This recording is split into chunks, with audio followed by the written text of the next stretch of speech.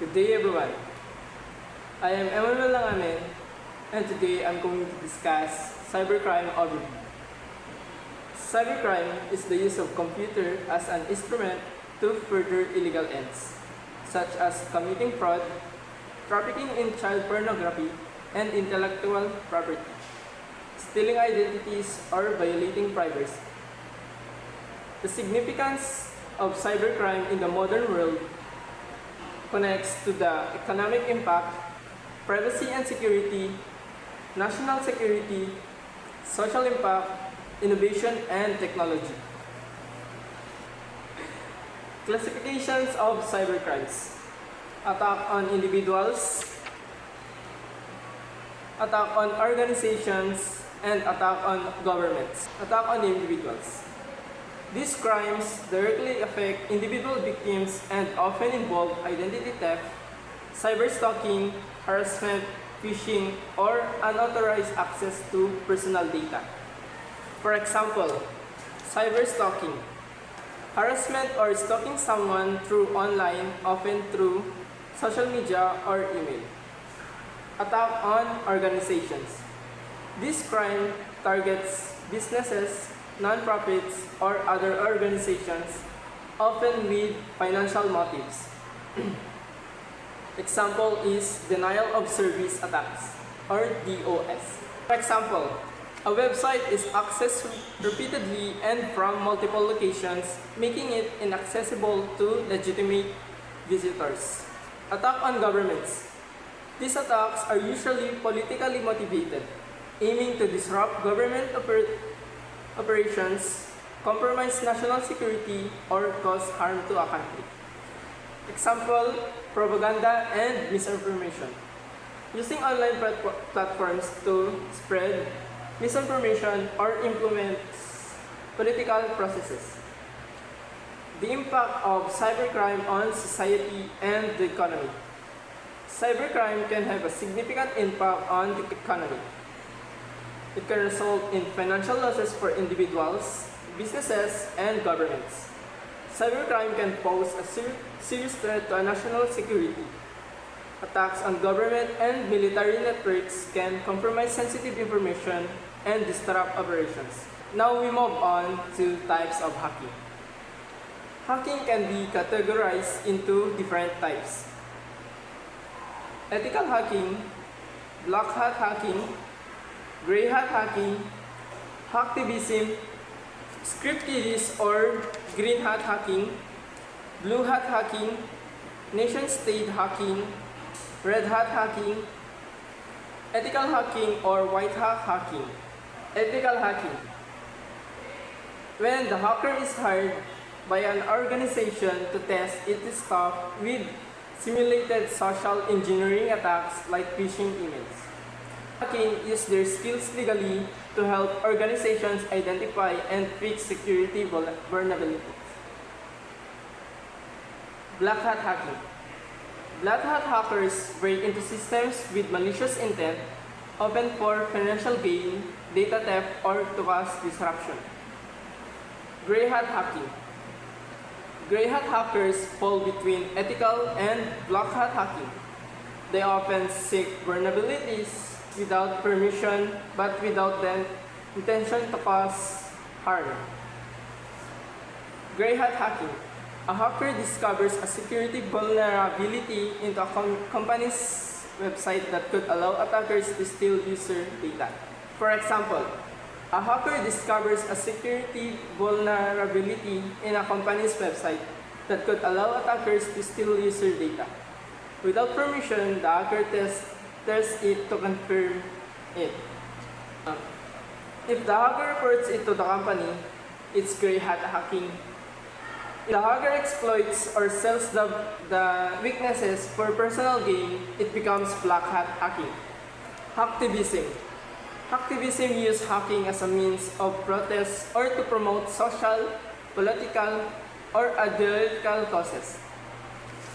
For example, a group of hacktivists deface the website of a government agency, replacing its homepage with a message Script kiddies are amateur hackers who use pre-made scripts or tools to carry out attacks without deep technical knowledge. For example, an amateur hacker downloads a pre-made hacking tool from the internet and uses it for his computer without permission. Blue hat hacking. Blue hat hackers are just like white hat hackers who are employed by an organization. Their job is to maintain the cyber security of the organization and prevent attacks. The difference between blue hat hacking and white hat hacking is blue hat improve the security while white hat identify it. Nation state or state-sponsored hacking. These hackers work on behalf of the government to gather intelligence, engage in espionage, or disrupt another country's activities. Red hat hacking. They are sometimes known as vigilante hackers because they focus on countering black hat hackers. They aim to take down malicious actors, but to do so by using techniques that might be considered illegal.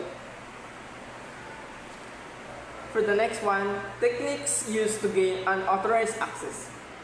Hackers employ a variety of techniques to gain unauthorized access to the system, just like password cracking, phishing, use of a malware, man-in-the-middle, key logging, SQL injection.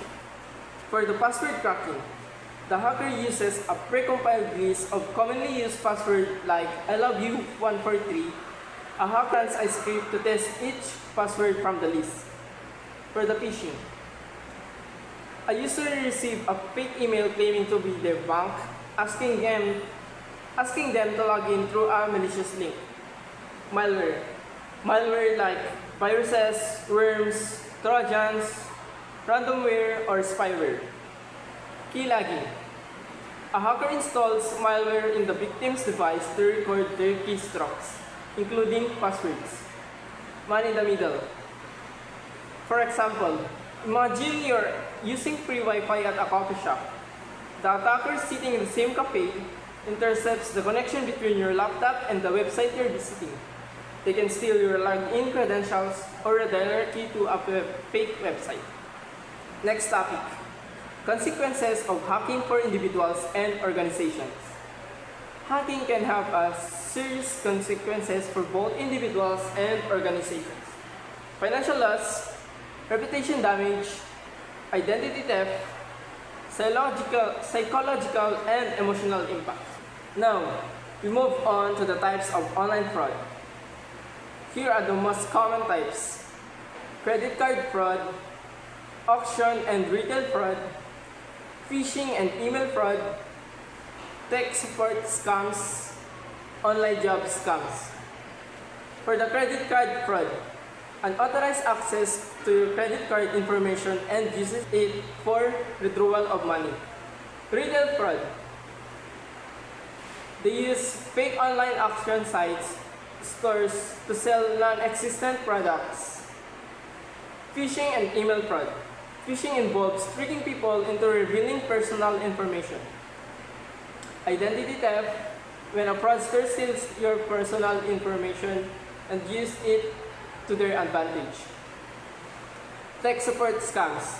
Scams pose as technical support agents from legitimate companies. And for the next one, the rise of online banking fraud and how it is executed.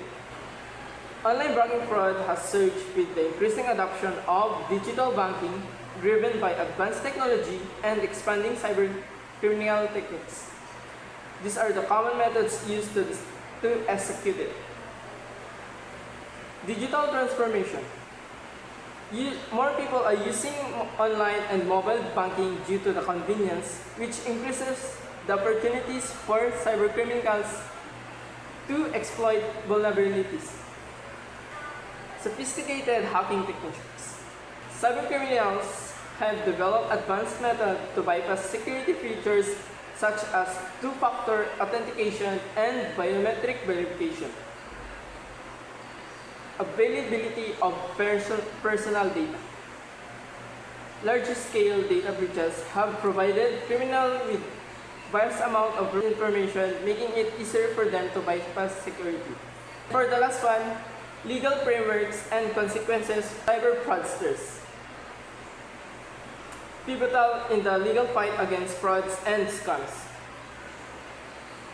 The revised Penal Code Cybercrime Prevention Act of 2012,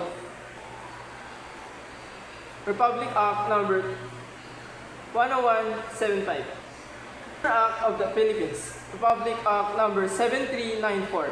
This law criminalized a range of cyber-related offenses, including fraud, identity theft, and other forms of deceit conducted through digital platforms. And other forms of deceit conducted through digital platforms.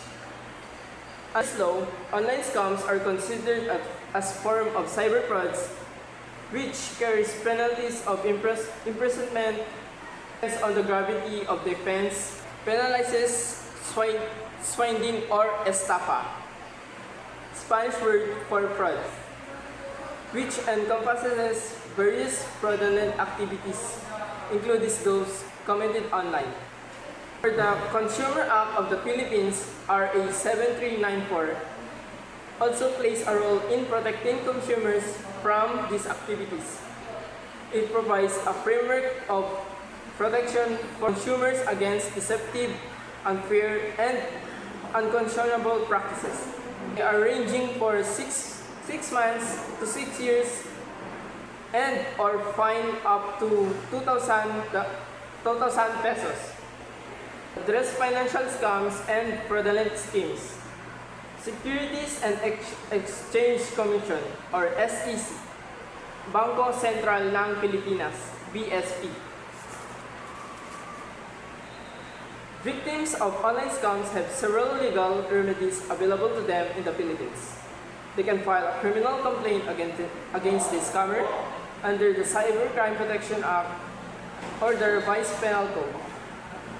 Additionally, they may seek restitution or damages through civil suit.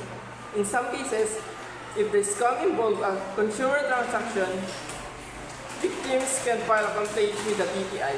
Law enforcement agencies such as the National Bureau of Investigation and the Philippine National Police have specialized cybercrime units that can handle online scam areas. Victims are encouraged to report incidents promptly to these agencies to increase the chances of catching these